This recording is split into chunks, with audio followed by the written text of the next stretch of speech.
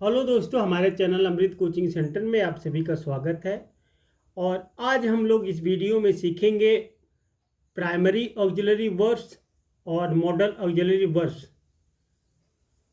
Primary auxiliary verbs क्या होता है, मॉडल ऑक्सिलरी वर्ब्स क्या होता है, इसके बारे में हम लोग बहुत ही आसान तरीके से सीखेंगे। साथ ही इसका एग्जाम्पल के साथ, उदाहरण के साथ भी सीखेंगे कि प्राइमरी ऑक्सिलरी वर्ब्स क्या होता है, मॉडल ऑक्सिलरी वर्ब्स क्या होता है, किस प्रकार से इसका उपयोग किया जाता है। अगले वाली वीडियो में आप लोगों ने देखा कि जो वर्ब के ही बारे में हम लोग सीखे, जिसमें इंट्रांसिटिव वर्ब और ट्रांसिटिव वर्ब और था लिंकिंग वर्ब, तीनों के बारे में हम लोग सीखे। और अब आगे जो है प्राइमरी ऑक्सिलरी वर्ब्स और मॉडल ऑक्सिलरी वर्ब्स के बारे में हम लोग सीखेंगे।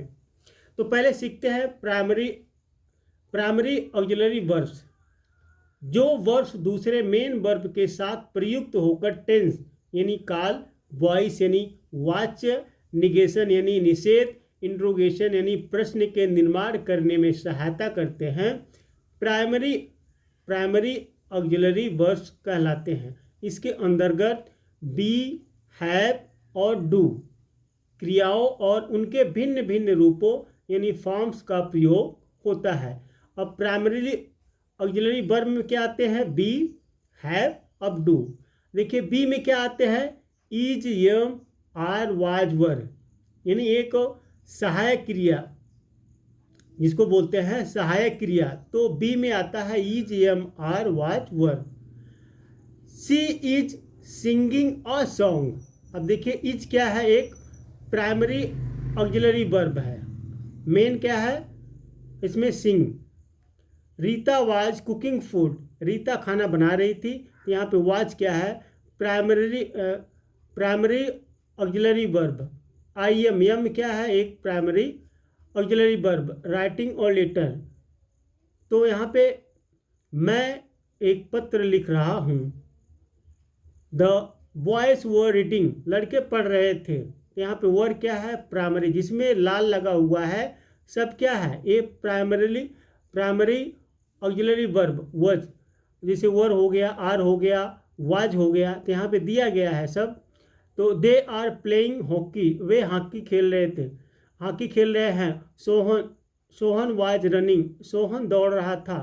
तो यहाँ पे इस प्रकार से एग्जाम्पल दिए गए हैं। तो बी वाले में क्या आता है, इज, एम, आर, वाज, वर, ये प्राइमरी ऑक्सिलरी वर्ब यानी बी का है। और इसमें दो और, हैव है और डू। तो उपरयुक्त वाक्यों में बी क्रिया के रूपों में इज, एम, आर का प्रयोग सहायक क्रिया की तरह प्रेजेंट कंटिन्यूअस टेंस तथा वाज, वर का प्रयोग पास्ट कंटिन्यूअस टेंस बनाने में होता है। इनका प्रयोग पैसिव वॉइस बनाने में भी किया जाता है। तो इज, एम, आर जो होता है वह प्रेजेंट कंटिन्यूअस के लिए हम लोग उपयोग करते हैं। वाज और वर ये जो है पास्ट कंटिन्यूअस के लिए उपयोग करते हैं। आगे और सीखते हैं, देखते हैं किसका उपयोग होता है।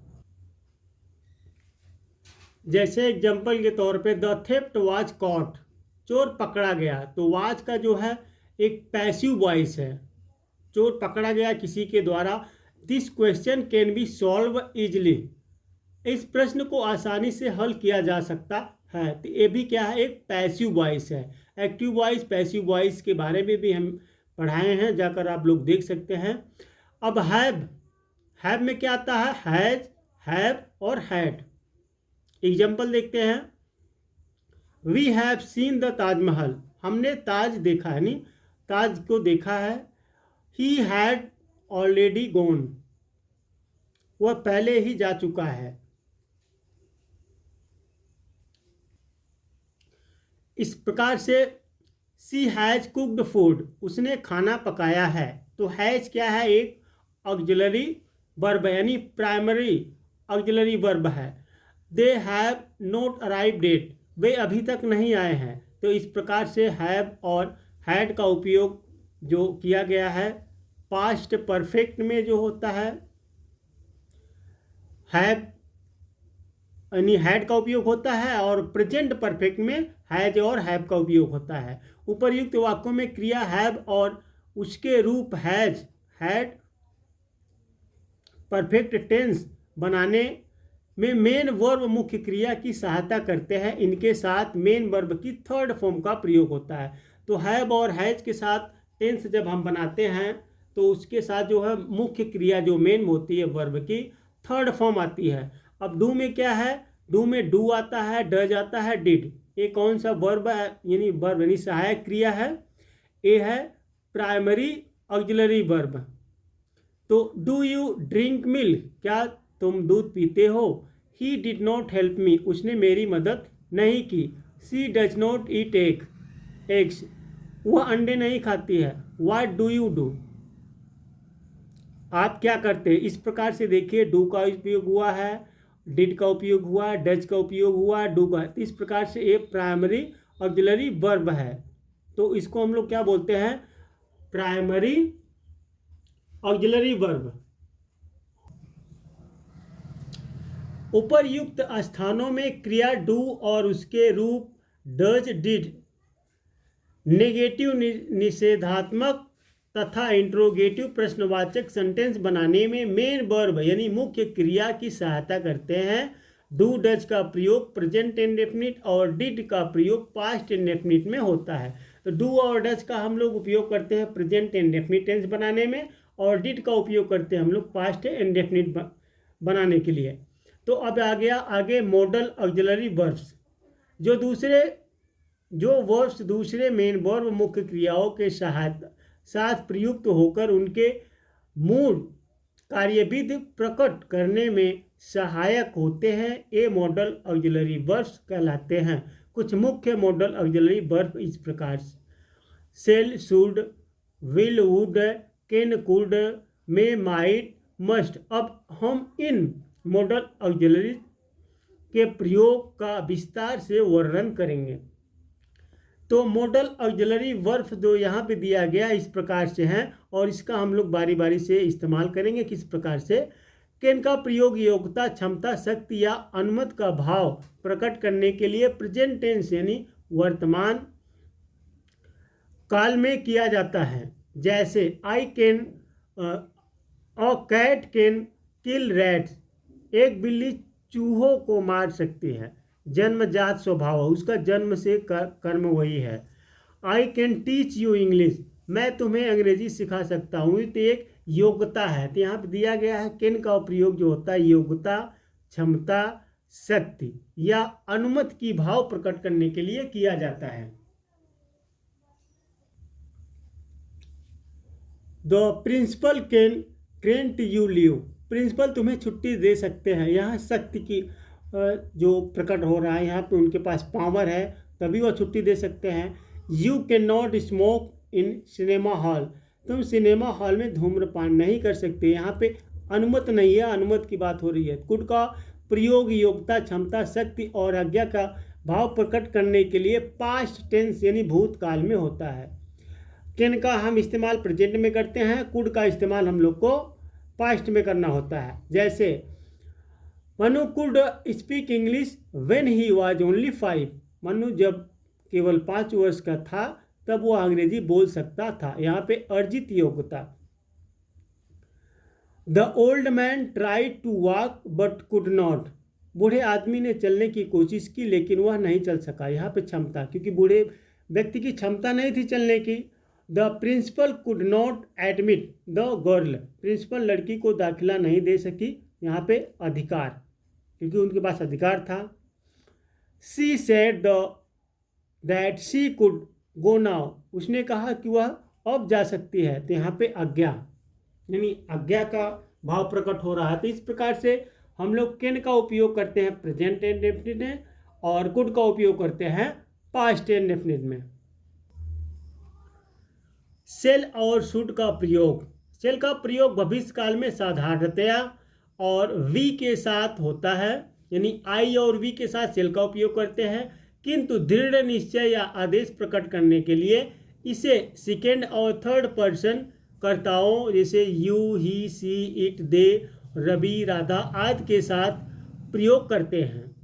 जैसे कहीं पे दृढ़ निश्चय करने के लिए तो हम लोग सभी के साथ इस्तेमाल करते हैं सेल का। जैसे एग्जांपल देखिए, आई सेल सिंग अ सॉन्ग, मैं एक गाना गाऊंगा। साधारण भविष्य है we shall swim in the river, हम नदी में तैरेंगे। ये भी एक साधारण भविष्य है। लेकिन यहाँ पे सी सेल गो टुमारो, वह कल जाएगी, जरूर जाएगी। यहाँ पे मस्ट का भी उपयोग करते हैं हम लोग, जैसे बहुत जरूरी होता है। तो यहाँ पे दृढ़ निश्चय के लिए हम लोग सेल का उपयोग किए हैं, she shall go tomorrow.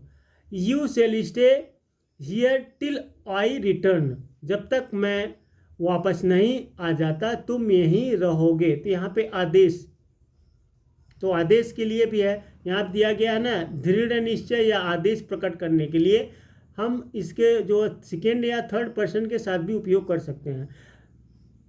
Should का उपयोग, शुड का उपयोग इनडायरेक्ट में सिंपल फ्यूचर के भाव को प्रकट करने में पास्ट टेंस के रूप में होता है। इसके अतिरिक्त सलाह, सुझाव और नैतिक दायित्व के भाव प्रकट करने के लिए शुड का प्रयोग किया जाता है। जैसे एग्जाम्पल देखिए, we told her that we should go there, हमने उससे कहा कि हमें वहाँ जाना चाहिए। साधारण भविष्य है यू शुड वर्क हार्ड, तुम्हें कड़ी मेहनत करनी चाहिए। यहाँ पे एक सुझाव है, यहाँ पे यू शुड लगा हुआ है, यहाँ पे भी शुड लगा हुआ है, लेकिन यहाँ पे वी है क्योंकि सेल वी के साथ लगता है, लेकिन यहाँ पे यू के साथ शुड लगा हुआ है। तो यहाँ पे एक सुझाव है, दे शुड ओबे दियर पेरेंट्स, उन्हें अपने माता पिता की बात माननी चाहिए। यहाँ पे नैतिक दायित्व है। तो विल और वुड का प्रयोग, विल का प्रयोग भविष्य काल में सेकेंड और थर्ड पर्सन कर्ताओं के साथ होता है, किंतु दृढ़ निश्चय प्रकट करने के लिए उसे आई और वी के साथ प्रयोग करते हैं। जैसे उल्टा कर देते हैं, आई और वी के साथ सेल लगता है, लेकिन यहाँ पे विल और वुड का उपयोग करते हैं सेल शुड की जगह। जैसे example, you will play there, तुम वहाँ खेलोगे। साधारण भविष्य है he will solve this question, वह सवाल हल करेगा। He will solve this question, तो वह सवाल हल करेगा, यहाँ पे साधारण भविष्य है। लेकिन आई विल हेल्प हर, मैं उसकी मदद करूँगा, यहाँ पे दृढ़ निश्चय है, मैं उसकी मदद जरूर करूँगा। इस तरीके से आप बोल सकते हैं। We will do this work, हम यह काम करेंगे। दृढ़ निश्चय, तो हम यह काम जरूर करेंगे। वुड का प्रयोग इनडायरेक्ट स्पीच में प्रत्येक कर्ता के साथ पास्ट टेंस भूत काल में विल या सेल के स्थान पर होता है। जैसे तथा नम्र निवेदन करने के लिए प्रश्नवाचक वाक्यों में होता है। जैसे I know that he would help me, मुझे पता है कि वह मेरी मदद करेगा। He said that he would come here, उसने कहा कि वह यहाँ आएगा।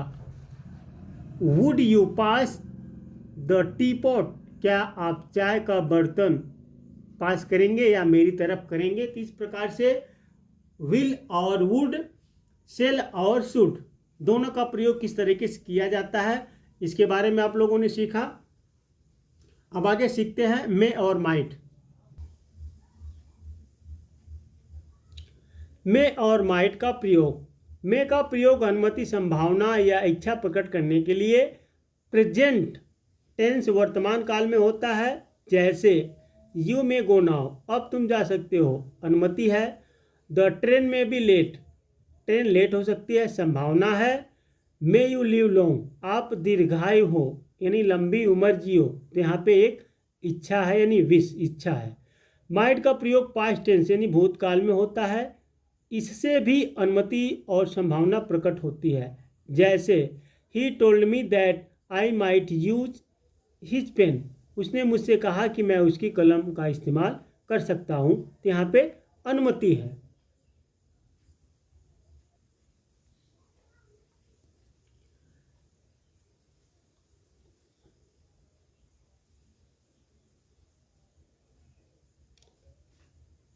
ही माइट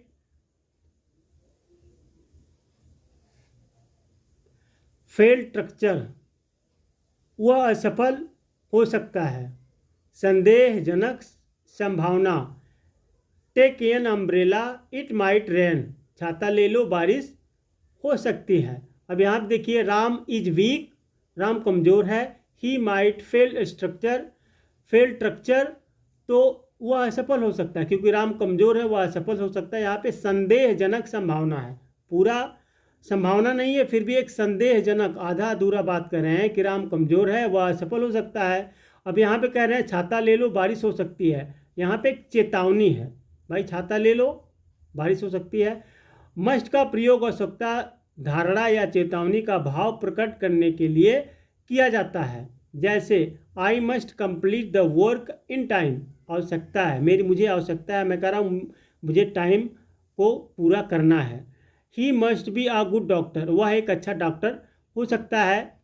तो यहाँ पे धारणा है, उसकी धारणा है you must not go out without permission, यहाँ पे एक चेतावनी है, तुम बिना परमिशन के, बिना आज्ञा के बाहर नहीं जा सकते हो। तो इस प्रकार से आप लोगों ने सीखा प्राइमरी वर्ब यानी प्राइमरी ऑक्सिलरी वर्ब और प्राइमरी मॉडल वर्ब्स।